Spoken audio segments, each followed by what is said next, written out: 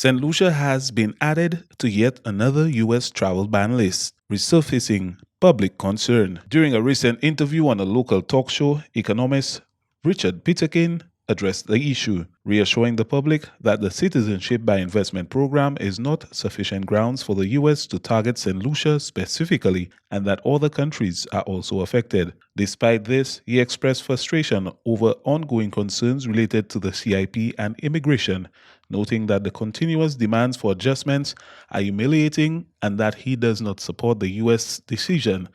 However, Peterkin emphasized that St. Lucia cannot retaliate or take action in response to these measures.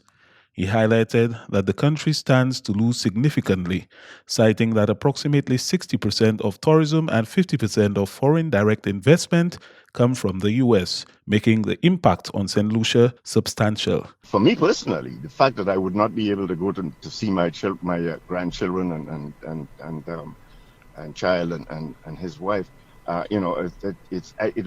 just don't know. There's nothing I can do, but I mean, it would be horrible.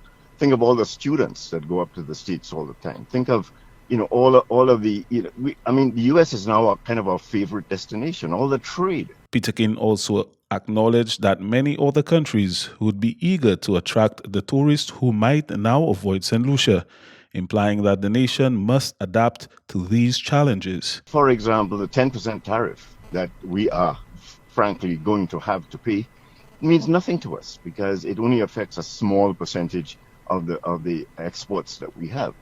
But most of our trade with the States is in services, and tourism is the biggest. So if in fact he was to impose a travel ban, I mean, it would mean that it would have such a serious impact, not only on our own people and the things they would like to do and now can't do, but even on people who are thinking of traveling to St. Lucia. He advised that although the situation is concerning, it's important for St. Lucia to remain calm and avoid panic. There are a huge number of countries that were included. None of them are Muslim. None of them are countries that are in war or things like that. And it's just, the U.S. is just beginning one by one to hit. They want bilateral agreements with everybody. And in those bilateral agreements, they're pretty much saying, you need us, you need our services, you need our market, you need our tourists.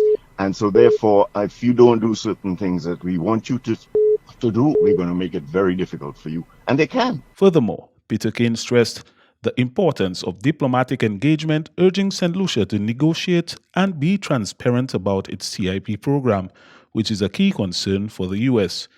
The Economist also suggested that there is reason for cautious optimism, noting that President Trump has a tendency to issue threatening statements that are often not followed through with action.